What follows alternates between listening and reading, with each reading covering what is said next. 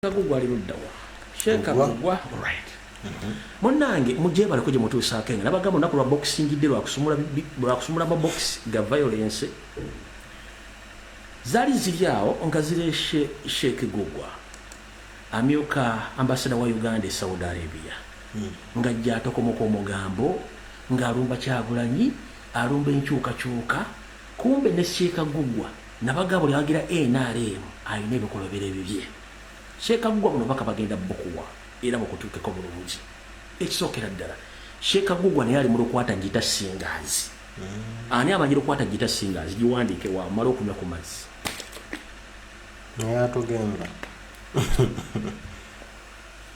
Sheeka Kagugwa ali mu lukwata njita singazi ebyange byogera kate ng'omusizi agula essiyani birebiga byogenda okuwulira si byange bamu ku bantu abaagala enkyukakyuka nga bakooye okumanyirwa nga bamanyira essaawa zino bajja ku social media ne baasama ne bavuma enkyukakyuka kati Sheeka Kagugwa munnange ensi ke kujajingi ebadde tekumanyi lwakwasama kubitakukwatako singa asigala e Saudi Arabia n'osigala mu embassy ng'osirise jjukira wakola ebikolobero nga tonnafuuka ambassador abaana bwewatuusaako buliisa maanyi abaana baabano wano bampadde obujulizi nti oluwa lukwata jeta singazi bino ebigambo si byange naye nga ngenda okuzanya obubaka buno mbeegayiridde ebigambo mugenda okuwulira si byalumbye broadcasting service era sitera nnyo bikozesa ku platform zange wabula olw'okuba nti tuli mu lutalo we lujjira wonna buli ango tugirwaniramu njagala okusooka okwetondera abalabi bange bonna okwetoola ensi yonna omuli abaana abato abantu abakulu abakadde bajjajja ebigambo mugenda okulimu biwaawazaamu ko ku matu naye olw'olutalo luno for the first time nzikirize nzanye ebigambo bino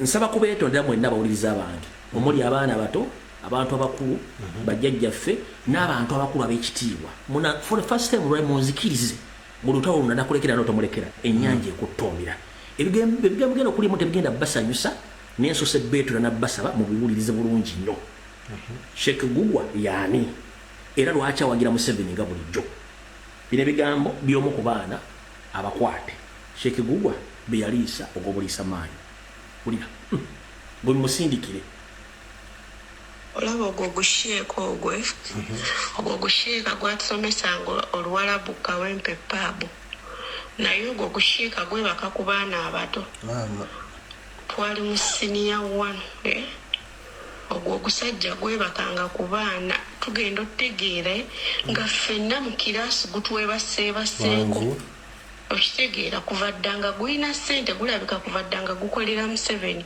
nga gubeera ne ssente gujja mu kiraasi nga gubasomesa bw'oyogera ansa ne gukuwa ssente kati bwe twamalanga kiraasi nga gwe gusiimye gukwesembereza ne gweyogezayogeza naawe okitegeera ne gukuwa ssente nemumala ne gukuwe endagiriro tugenda kwesanga bwe bati okitegeera jukiriyo Kawempe Pub teyali strict nnyo okitegeera kati nga abaana bafuluma ebweru oyo omusajja yali abaana okuva ku senior 1 paka ku senior 6 ne baana abasenior 1 teyabataliza yandiridde bakiri abasenior 6 kuba bo baba bakulu naye naffe abasenior 1 yebakanga ku buli omu ffenna yatwebakangako esheeyo yakwata abaana abatoyo akwata abaana abato jjukira ffe senior 1 twajjoininga tulina emyaka 13 kitegeera twalina emyaka 13 kujoininga senior 1 P7 tugimala tulina emyaka 12 oyo omusajja arepinga abaana abato naye olw'okubanga ali mu gavumenti kolera Museveni ne bwogenda n'omuwaba ku poliisi okitegeera awaayo ssente ne bamutana atambula n'agenda mu olwo olusolo olwamukogga taina susude bwamulidde alaja nambu nze njagala nnyo President Museveni okusinga ne mukyala wange ali awaka ayina akasolo nga olaba buno obugalo bwa Nasswa obusembayo bwe bugalo bwe ayina ogunege gunena akasolo katidiwere katyosheeyi nze sobola omulumiriza bwe baba bandeese mulumiriza ogwo ogusajja mu ogwo oguto ogwagejja nekyo ekimu ekigulinganga ekyembizzi gulabika sina busiraamu ogwo ogusajja obanga gwasiramuka gukulu obanga balina gye bagujja nga si gusiraamu bazadde baagwo si basiraamu ne gukulira mu maka g'abasiraamu ne gwefula ogusiraamu naye nga guli gwa mbizzi kubanga omuntu ategeera tosobola kufulumamu bigambo ng'ebyo ogwo ogusajja bye gwafulumyemu mbunjagala nnyo President Museveni okusinga mukyala wange ow'ewaka. Gwe siriwaza ogwo ogusajja mwe mugukanulira agaasi agalimu ebijonjo. Wangi. Nkubuulire ticha ticha lumbuye oyo gugwa taboonoonera biseera. Taboonoonera budde. Ogwo ogusajja ogwo owulira oyo omusajja yatukozesa nga tuli mu senior 1. Oyo gugwa akwata abaana abato yatukozesanga. Jukira ffe twagenda mu senior 1 nga tulina emyaka 13. P7 twagimala nga tulina emyaka 12. Ng'akozesa ate tagenda mu senior 6. Senior 1, senior 2, senior 3. Yalinganga atusomesa Luwalabu. Subject ezo Luwalabu, Tawhidi, Quran, Fiqh. Omusajja oyo be yali atusomesa. Gugu oyo kuva ddalooza ng'akolera gavumenti. Abaana abafunye embuto za gugu oyo nga tebanneetuuka bangi bali omwo mu Uganda. Oyo gugu alina emisango oyo. Agenda na bribinga. Ye bakakubaana mu ziroogi. Abatannaba kwetuuka. Oyo gugwa tumwinako obusungu lwakubanga tusirika. Yatukozesa ne bakwano bange bonna nze nsobola n'obboogera. Era nga bampise ku poliisi mu Lweza naye nga bw'omanyi embeera ya wano mu Uganda. Osemba nakyo ng'omuntu ataddeyo ssente. Naye saagala mumale budde ku ogwo ogusajja gugugwa. Tegutegeera. Omuntu w'otuukira okukozesa omwana omuto wa senior 1. Yatukozesanga nga naye n'obusente bwakuwa butono lwakuba twali tetumanyi ssente ebiseera ebyo. Oyo omusajja gugwa ate alina akasusu akatini bwe kati katini nnyo bwe kati kalinganga kana kagalo laba twabanga musinya wano ng'okalaba katono kati ne bwe wamuulidde agamba mbu ayagala nnyo Museveni okusinga mukyala we w'ewaka. Talina mukyala ali awo mbu amwagala lwakubanga tasobola maka ebyomumaka tabituukiriza tabirina. Alina lususu lutidi nnyo weeruti alinako kinege kye kinene. Kati mu lususu lwolwo olutono azaala buli wamu. Mwakwatira n'abaana jjukira bw'aba akwebaseeko engeri gy'alina akasusu akalinga akagalo. Takukosa like nti bategeere oba wayisiddwa bubi. Kati oyo gugwa temwonoona naye budde yakwatanga abaana gye bali era basobola okujja ne banjulira abuuka w'empepa abo.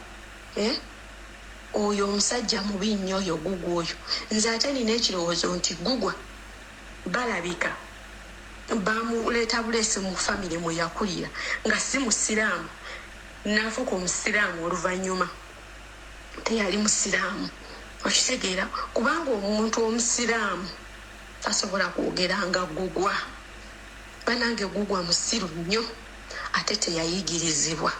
Banange Sheikh gugwa gwe ku lunaku lwa kiyama lukulinze. Kyabatumaje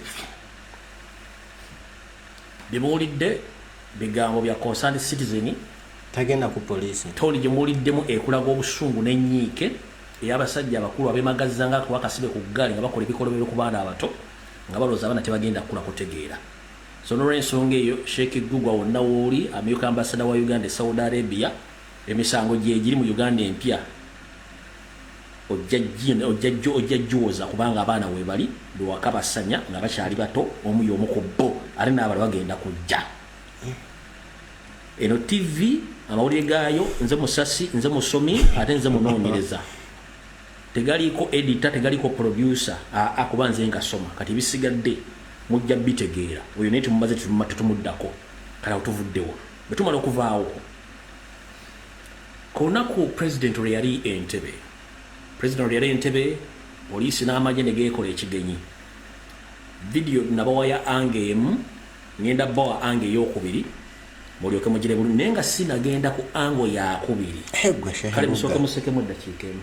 Katusekemu kubanga musooke musekemu eddakiika emu oba sekendi 3 then bwe tumala tugende ku video musooke musekemu maze TV yange kuwa chance n'oseka n'omala okwecca then tugenda mu maaso.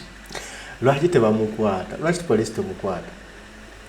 bwobanga akola ebyo byonna nga Mufundikidde bikola kuba bonna. n'abandi abato Alright. nga bakabasanya why Kati. kasibwa Onaku Sseguggwa asaana bw'obanga bituufu nga si byambu nga bya ddala nti akubasanya obwana obuto bw'ati onaagwana kukomera tewali nsonga lwaki akyayinaayina nga agenda atigaatiga obwana bw'abandi why mulisa maanyi biswaza Sseguggwa amaanyi gampedde munange